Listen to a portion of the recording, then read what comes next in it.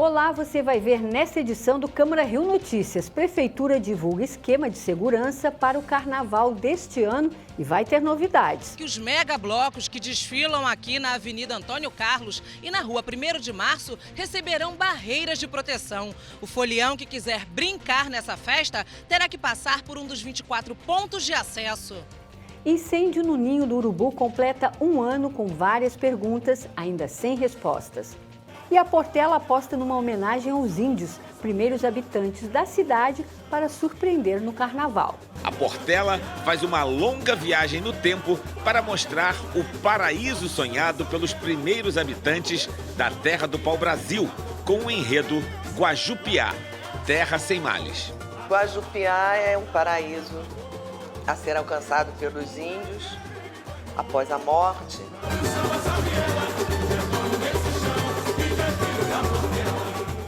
Não saia daí, a gente volta já. Não perca no próximo Rio TV Debate o aumento da procura por procedimentos estéticos. O Brasil já é o segundo no ranking mundial. Aqui na mesa comigo estarão a professora doutora Joana Novaes, coordenadora do Núcleo de Doenças da Beleza da PUC-Rio, Simone Braga, gerente técnica da Coordenação de Saúde da Vigilância Sanitária do município do Rio, o advogado Jorge Tardan, especialista em Direito Civil, e o cirurgião plástico Sérgio Romai. Eu te espero segunda, às 2 da tarde, aqui no Rio TV Debate.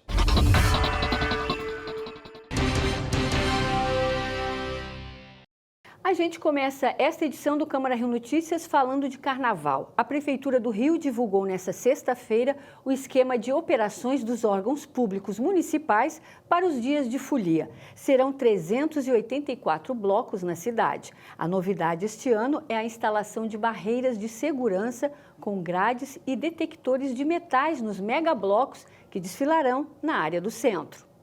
O secretário municipal de eventos, Felipe Michel, responsável pela operação do carnaval, diz que vai somar esforços junto à RioTour e todos os outros órgãos da prefeitura que estão atuando na mega operação de carnaval. O secretário garantiu que o evento seguirá o mesmo padrão utilizado para a realização de outros grandes eventos que ocorreram na cidade, como, por exemplo, as Olimpíadas e Copa do Mundo.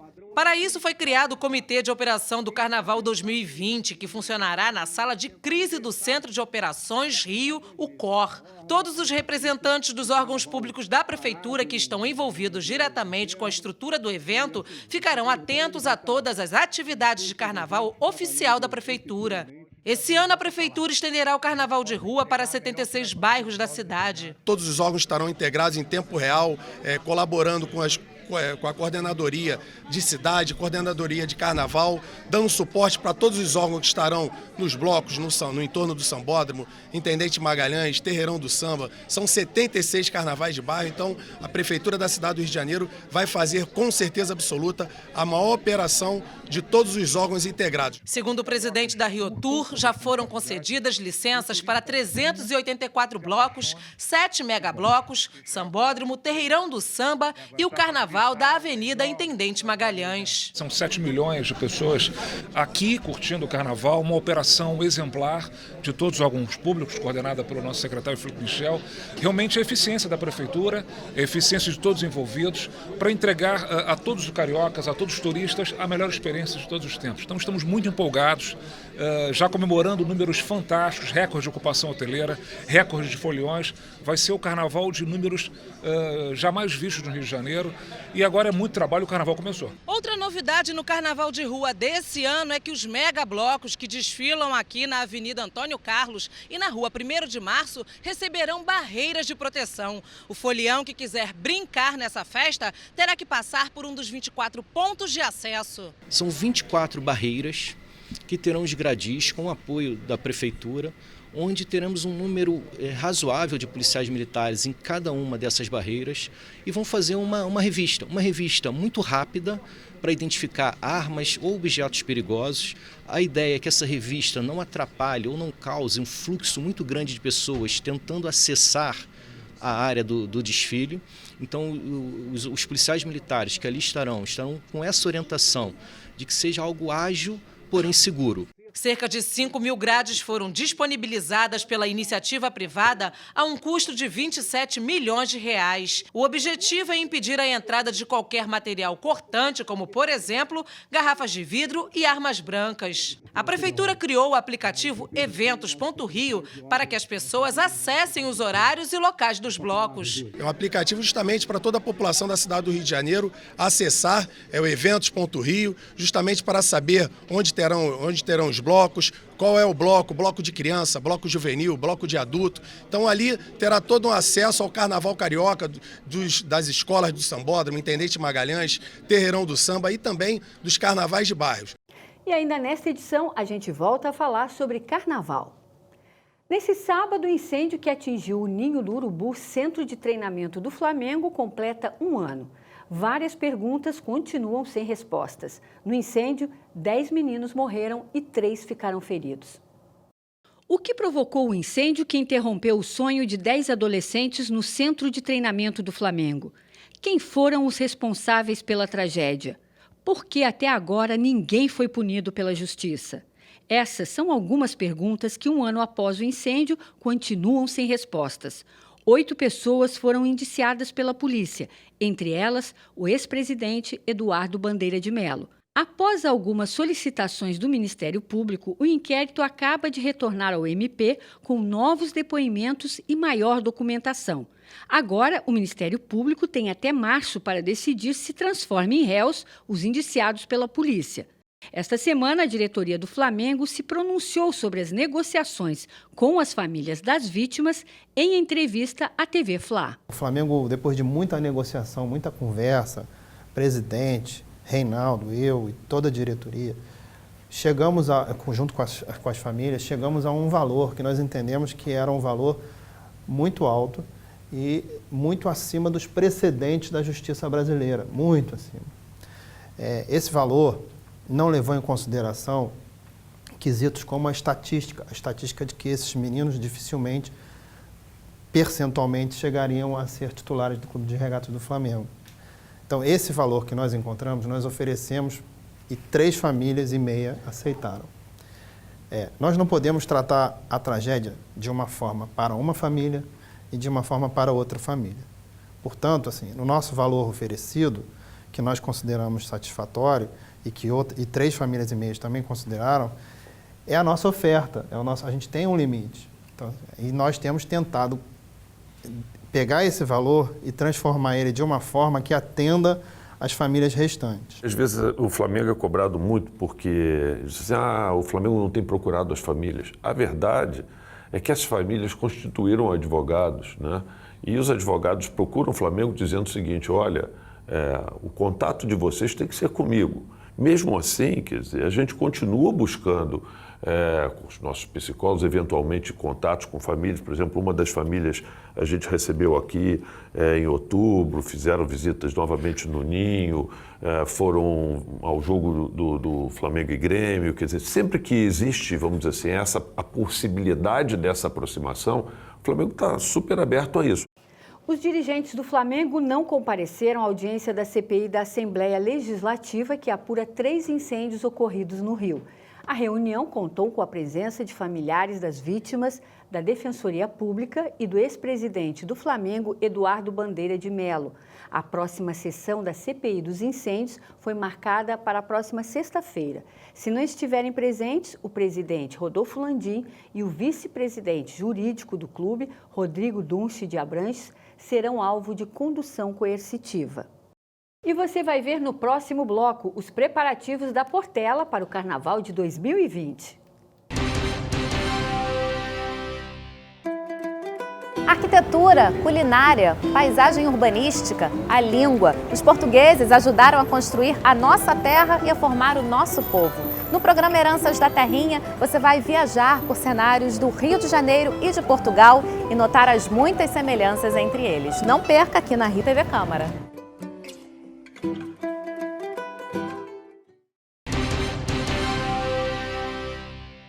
Hidratação, evitar alimentos gordurosos e beber de forma moderada. Essas são algumas dicas de especialistas da área de saúde para quem vai curtir o carnaval de rua na cidade.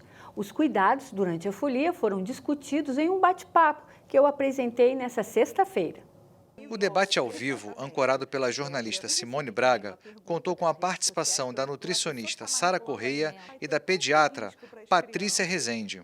Olá, estamos começando o nosso bate-papo de hoje ao vivo aqui na Rio TV Câmara sobre os cuidados com o carnaval. Fevereiro chegou e com ele a grande expectativa de mais um carnaval. Durante o bate-papo, o principal ponto de discussão foram os cuidados com a saúde durante o carnaval. O carnaval já começou e você vai saber como aproveitar da melhor forma possível a maior festa popular do país. Para quem pretende aproveitar os blocos, o primeiro cuidado é com a hidratação e com a alimentação. A primeira dica que eu dou ao paciente as pessoas estarem atentas ao consumo da água.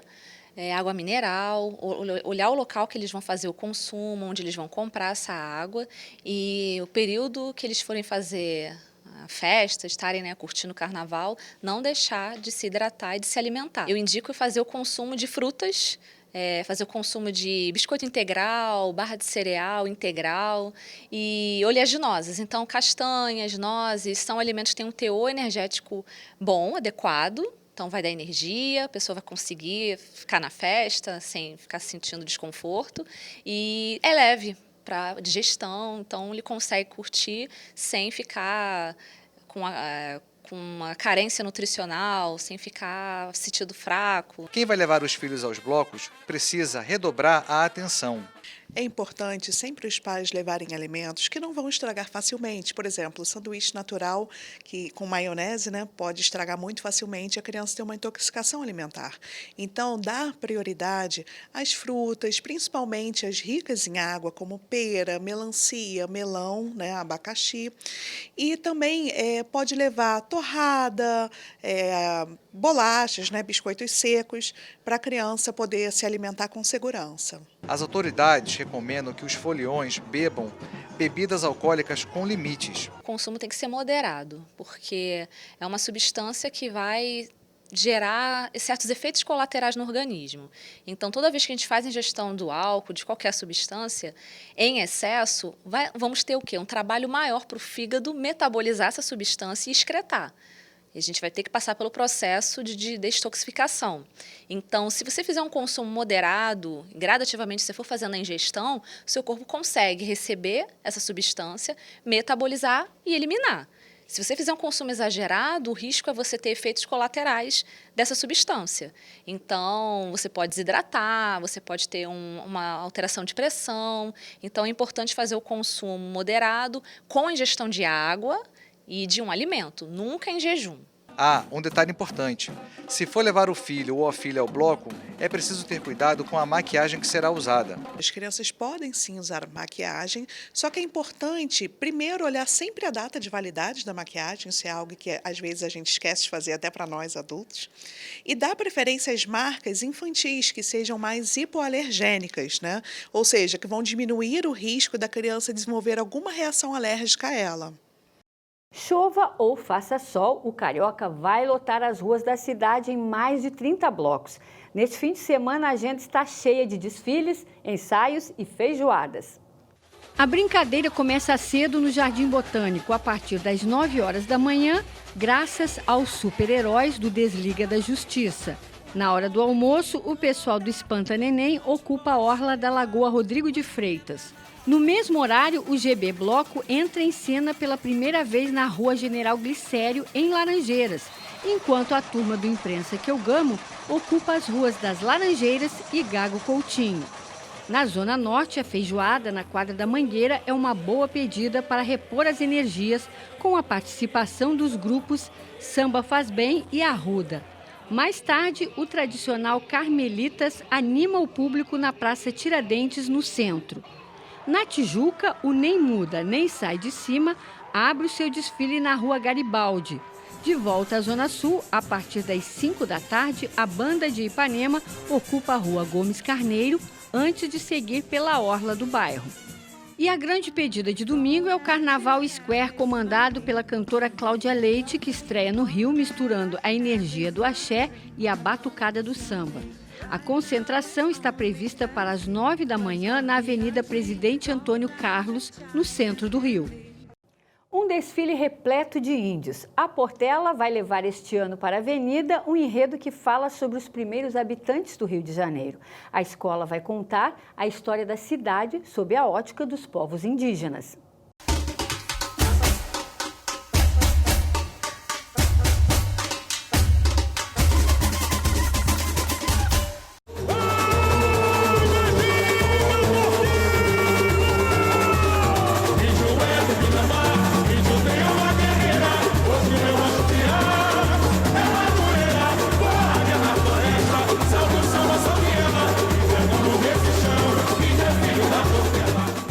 Janeiro como só os índios conheceram. A Portela faz uma longa viagem no tempo para mostrar o paraíso sonhado pelos primeiros habitantes da terra do pau-brasil, com o enredo Guajupiá, terra sem males.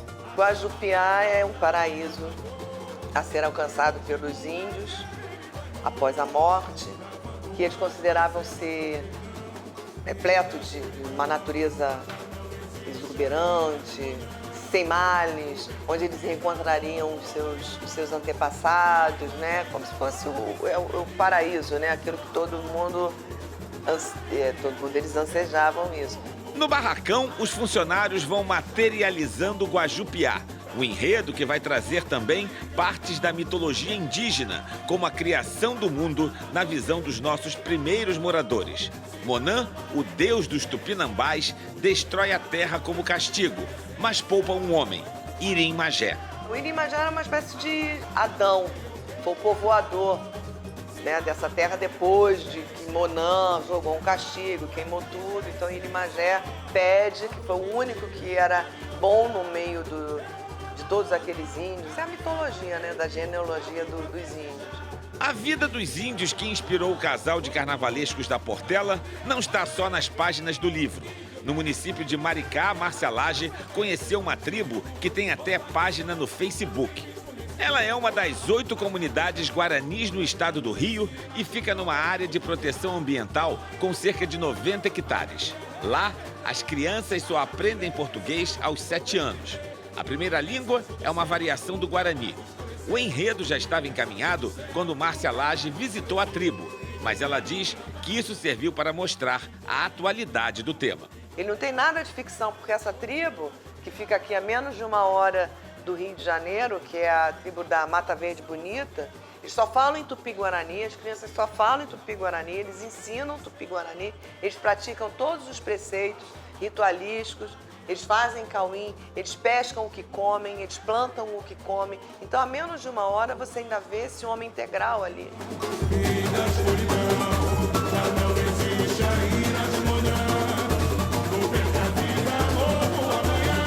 As escolas do Grupo Especial vão ter este ano menos tempo para cruzar a Marquês de Sapucaí. Serão 70 minutos, 5 a menos do que no ano passado. Por conta disso, a Portela mudou. Vai fazer um desfile bem mais enxuto. Eu acho que isso pode ser até bom, vamos experimentar. Isso demandou, acho que uma diminuição do número de alegorias, do número de componentes. Então houve um enxugamento para que você tenha essa passagem num tempo mais tranquilo, né? Sem correria. Sem correria, sem atropelo.